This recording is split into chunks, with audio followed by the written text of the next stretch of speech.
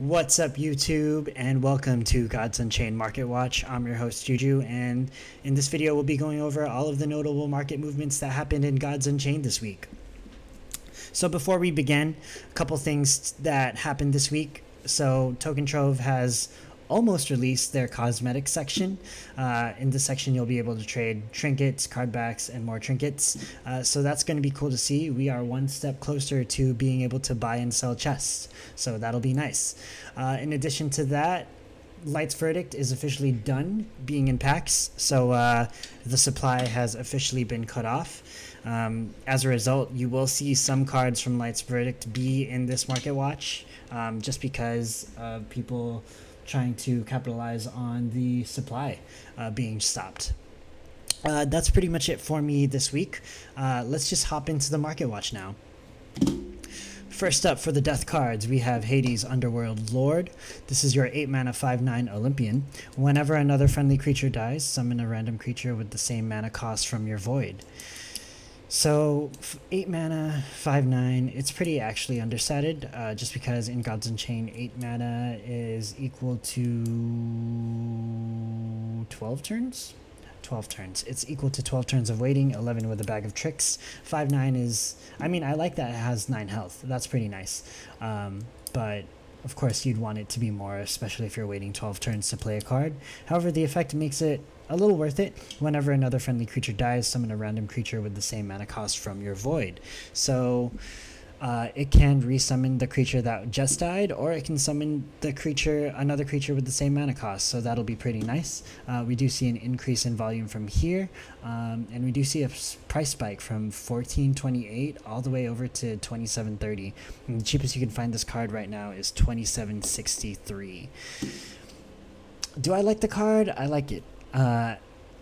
I don't like playing it because I feel like it's super slow, but in terms of it being a Genesis set legendary, I mean, I think that's a pretty solid investment.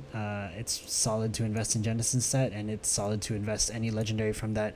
Well, not any legendary, but decent legendaries, you know, from that set. And I think Hades is a decent legendary. It's going to see play in very niche decks, maybe some meme decks, but it's not going to, I don't see it seeing play in any metagame decks anytime soon, unless Big Death becomes viable in the metagame. And Big Death is an archetype that does exist. Yeah, you just have to kind of keep an eye out for this card. That's it for our death cards. Next up, we have our deception cards. First up, we have Galatea, Unyielding Friend. This is a 5 mana 3/7 with the roar effect. Add a random 1 mana war creature to your hand. After you play a creature from another domain, give it 1/1. 5 mana 3/7 is good stats. The roar effect, it's pretty okay. It synergizes with its ongoing effect, which is after you play a creature from another domain, give it 1/1. Which means if you want to get the full effect right away, you have to play this at 5 mana with a bag of tricks, or at 6 mana. So I do think the card does have some potential, especially with all the support that it has when you play a creature from another domain, that Deception has. But in terms of, like, is this game breaking? It's not really game breaking. I do like the stat line though. 5 mana 3/7 is very sturdy for a 5 mana card in Gods Unchained. The cheapest you could find this card right now is $2.49, and it spiked from 151. So that's a pretty significant spike in my opinion.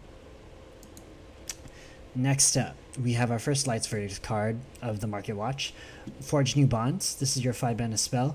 Pull a creature from the board to its owner's hand. Swap its mana cost with a creature in your hand that costs no higher than your current unlocked mana gems. I like the card. Honestly, it has some potential. If not for like a metagame, it's definitely meme deck potential, right? So Orfeo is a 1 mana card, and it gets summoned after you play a card, and it has hidden for 1 turn, so it has a pretty good probability of lasting for a turn, right? You play this card when you have a 9 mana card in your hand, such as Polyhymnia or Valka, for example. You get a 1 mana Polyhymnia or Valka. So the following turn, you'll be able to play a 1 mana Polyhymnia or a Valka, and then you'll have 4 to 6 mana, or depending on how late you play this card, like above mana to do whatever else you want. Like you can play, I don't know, an Atlantean, one of the Atlantean 4 mana 4/3, right? So this card has some potential in slower deception decks. It can definitely see play.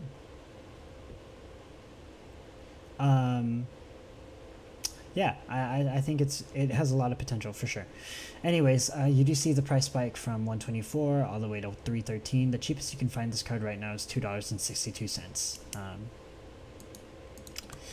Next up, we have Shadow of Lethanon. This is your 1 mana 1/1 Nether. At the end of your turn, this creature gains hidden. At the start of your turn, this creature deals 1 damage to the opposing god. This card is really good, especially in Hidden Rush Deception, right? So,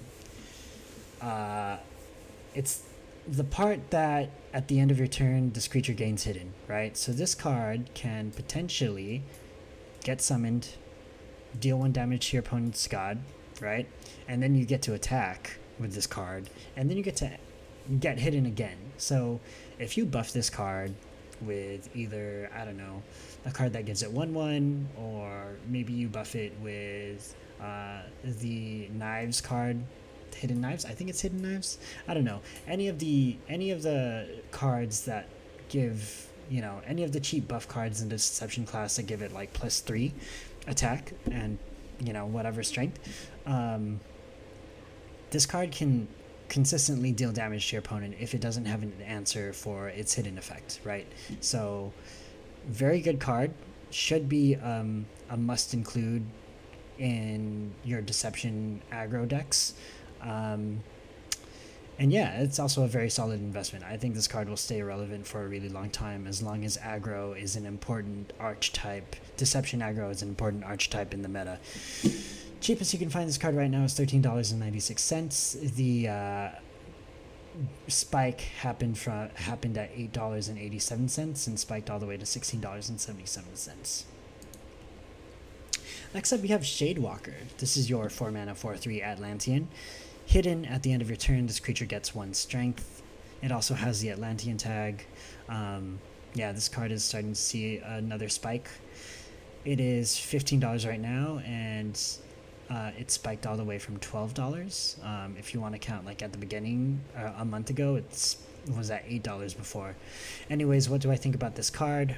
4 mana 4/3 is very understated for a 4 mana creature. However, it has hidden, and hidden is very good in Gods Unchained, for sure. Not a lot of cards deal with hidden very well, unless you have an AoE spell or something that doesn't target, like nature. But at the end of the turn, this creature gains 1 strength, always. And you can play this card, have it be hidden, stall maybe it stays alive because your opponent doesn't have an answer for the hidden effect, and it can get up to however many strength you need, right? Also, this card has a synergy with Undertow Rover, the card from Mortal Judgment that gives protected to Atlanteans, and then it also has synergy with Blitzwalker, Boostwalker. It's a Genesis set epic Atlantean 4 mana 4/4 that gives 2/2 to another Atlantean and Twin Strike. So yeah, this card is very good, especially in aggressive Atlantean Deception decks, which we've seen in esports tournaments before. So expect this card to still be relevant in the meta unless something happens to either the hidden mechanic or Deception class as a whole. Next up, we have our light cards. First up, we have Olympian Guard. This is your 2 mana 1/2 Olympian frontline. At the start of your opponent's turn, if this creature has 2 strength or less, give it 1/1. So this can potentially be a 2 mana 3/4.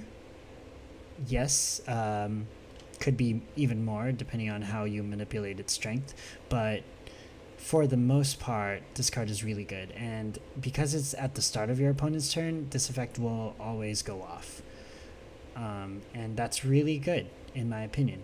We do see a buyout happen. Someone bought 665 copies on October 11th, moving it from 83 cents all the way to $2.43. The cheapest you can find this card right now is $2.12. You do see a little bit of a wall here at $2.84. What do I think about this card? I think it's a very solid card in light decks, especially aggro light. It's a lot of value. 2 mana, 3/4 is nothing to scoff at, right? Over the period of 2 turns, might I add. So it is what it is. That was it for our light cards. Now we have our magic cards. First up, we have Arcane Burst. This is your 7 mana spell. Deal 1 damage to a character for each spell that costs 3 or less in your void, up to a maximum of 10 damage. I wonder what caused this spike. Copper Pitch. Just kidding. Copper Pitch strikes again, y'all. So he released a deck with budget Arcane Burst. This is basically a deck that synergizes. This is a card that synergizes with Pyrrhic Knowledge. Basically, you get a 0 mana Arcane Burst from Pyrrhic Knowledge, and then you do the thing. Everyone say hi to my girlfriend, everyone. Hi. Cool. Sick. But yeah, so you get a 0 mana Pyrrhic Knowledge, and then from here you basically win the game. Basically have enough burst damage to win the game, essentially. We do see the price spike go from 82 cents to $3.68. The cheapest you can find this card is $3.32. Awesome. Yeah. Copper Pitch, great job. Next up, in addition to what we just saw, Pyrrhic Knowledge is also a card that was featured in that deck provided by Copper Pitch. It spiked from $3 all the way to $13. Damn, that's crazy. And its effect is, it's a 3 mana spell, Solace.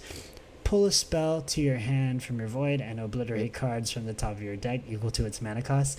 Then set the pulled spell's cost to 0. Obliterate the pulled spell at the end of your turn. Obviously, it has synergy with OTK strategies. You have the potential to get a really expensive 7 mana spell for 0 mana. That's very good. But yeah, the cheapest you can find this card right now is $9.53. It's a very niche card, but hey, in a class like Magic where OTKs are so rampant, this card will definitely have its uses. So I think it's a solid investment. Is it metagame worthy? For competitive players, maybe this is worth looking into. Maybe. For collectors, you know what? The fact that it's from Light's Verdict and it has its scarcity, it does merit some value, right? So yeah, that's all I have to say about the card, really. Next up, we have Shines on Us. Moving on to our nature cards. Or Shine on Us All. Shines on Us All? Shines on Us All. That's a very wordy title. 2 mana spell, target a creature, then delve a creature of the same tribe. Each creature transforms into a base copy of itself. So this is a card that used to have confusing text. It still kind of does, but the effect, essentially, you target a creature, you get to pick something from the same tribe. Each creature transforms into a base copy of itself. Synergizes with cards that enters the field injured. So you want to think of the Injured Sprout. And something that I mentioned last time is it synergizes well with Odysseus, the Genesis set legendary that it's a 6 mana card, injures itself, and then it summons 3 other injured soldiers, right? So you play Odysseus, you play Shines on Us All. Oh, maybe you play Odysseus, then you play like a pack stock or whatever, that 0 mana card that you get mana for each creature that you have. You play that, you get 4 mana, you play Shines on Us All, you basically heal the Odysseus, so you get a 6 mana 6 something, and then you get 3 other fully healed injured soldiers, right?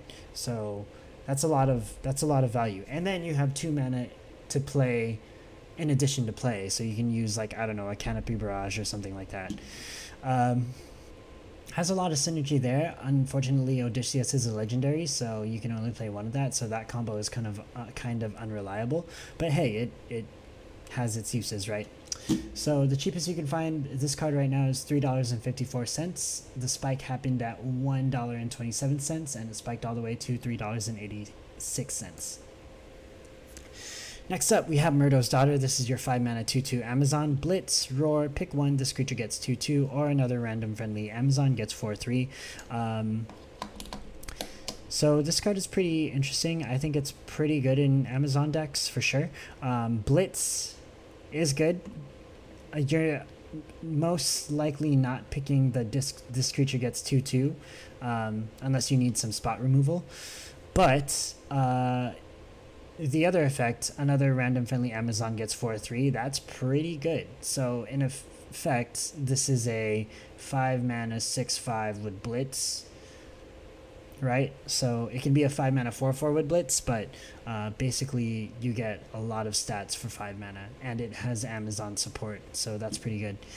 Anyways, the cheapest you can find this card right now is $10.22, and the spike happened from $6.26 all the way to $9.60.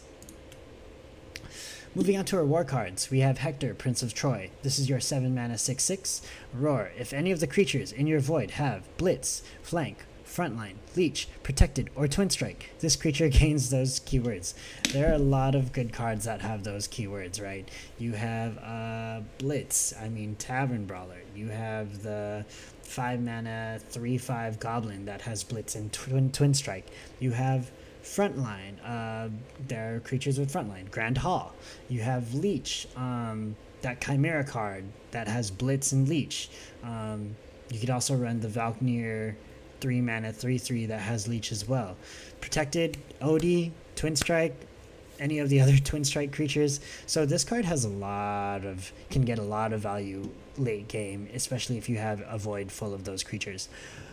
7 mana 6/6 is decent stat line. I wouldn't really call it on curve because of the way Gods Unchained mana curve is structured. So you're waiting like 8 to 9 turns to play this card.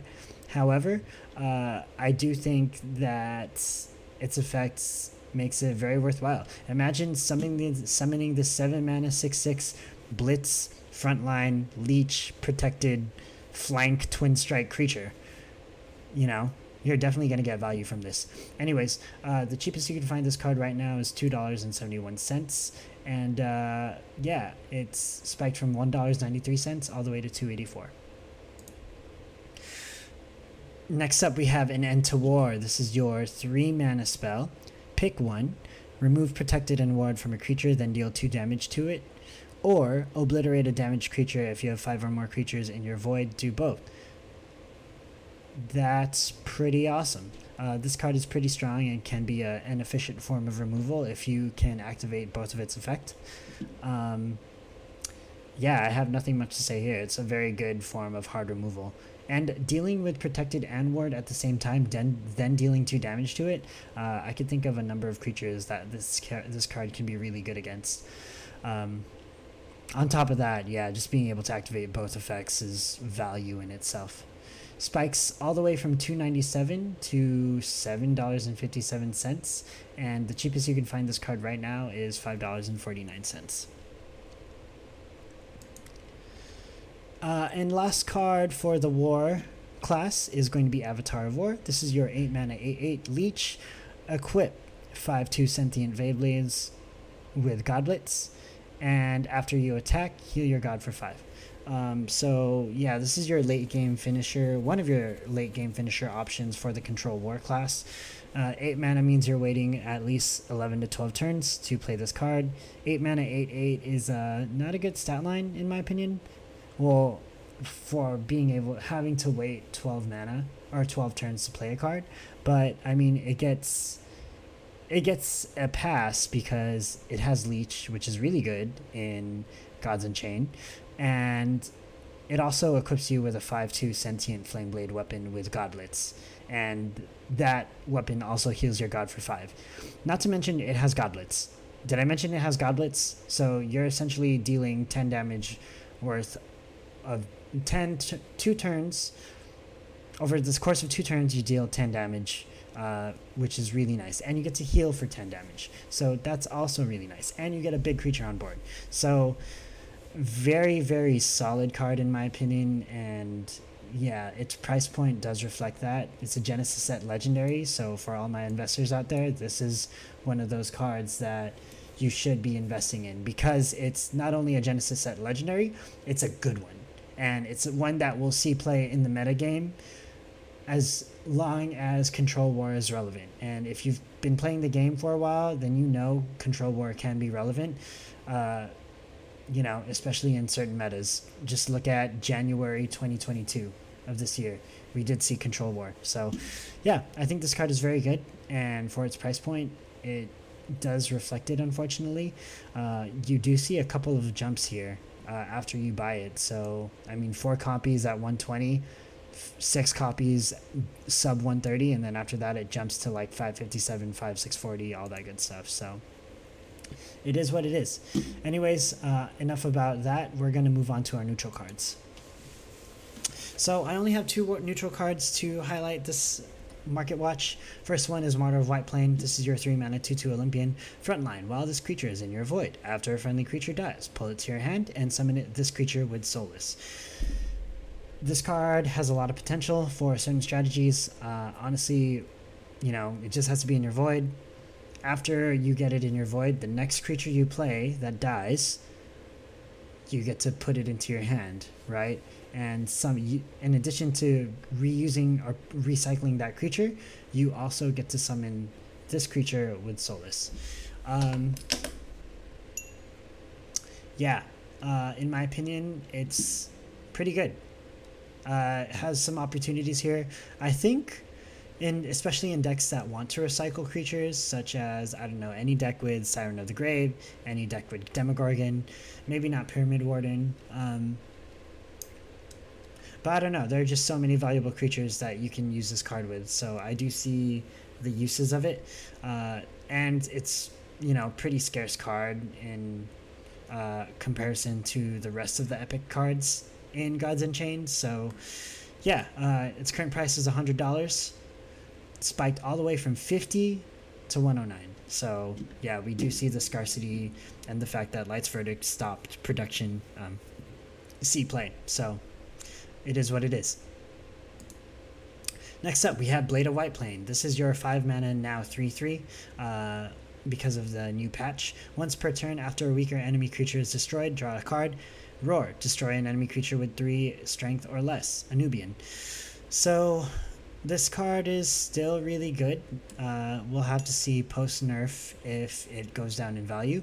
But anyways, I love this card. I think it's a great card. I wish they kept it as a 5 mana 4/4 instead of a 5 mana 3/3, but I can't really complain. Anyways, yeah, it can be a very potent way to draw cards. Very good card in mid-range, also very good card in aggro. Basically, you want to play this card in any deck that, you know, uses your resources pretty fast, and maybe you want a mid-range minion that can recycle. This card can do it all, really. And it's an Nubian, so it has some synergy with Nubian cards. But yeah, did I mention it's an epic from Light's Verdict, and it can be scarce, I don't know, tomato. Anyways, the cheapest you could find this card right now is $125.42. The price spiked, happened on October 10th. Started at $79.53, and it just peaked at $133. So only time will tell if we see more of this card or we see less of this card because of the nerf, but I don't know. I still think it's a pretty decent card. I really wish, if you haven't seen my last video, I had a gripe about this card. I do really wish that it was still a 5 mana 4/4, just because 5 mana 3/3 is so freaking fragile, especially in this metagame where Starshard Bolt, Canopy Barrage, I don't know, there are a lot of spells that do 3 damage. Blight Bomb, it makes it so vulnerable to that, and you know, with all the cheap removal around, yeah, you get to possibly draw a card for 5 mana, but I mean, you still leave it vulnerable to so many options for, you know, destruction, right? Anyways, that's my gripe, and that is the end of my Market Watch. Closing thoughts. You know, we do see the halt in production in Light's Verdict affect the market, right? Because now that there are no more Light's Verdict cards entering circulation, the supply is what we got, and if the devs are true with what they say, and you know there's going to be no more additional balance changes, then what you see is what you see, right? There's not going to be any more manipulations that way. Do I think the cards are good? Yeah, I think some of the cards are very good. Do I think they reflect the price point? It's too early to tell still. I think we're still in price discovery. So, but in terms of like, if you're an investor and you want to invest in Light's Verdict, it's still an okay time to buy. You probably missed the boat on the lows, but hey, you never know. Someone can discover a really broken card interaction between the Light's Verdict cards and other cards and exploit them to some success and have those cards spike up in price. So, can be a thing. Only time will tell. Other than that, that's all I have for today. So, everyone have a great day. If you liked the video, please like the video. Comment your thoughts below, and make sure to subscribe to the channel if you haven't already. Yeah. Have a nice day, everyone, and we'll see you next time. Peace.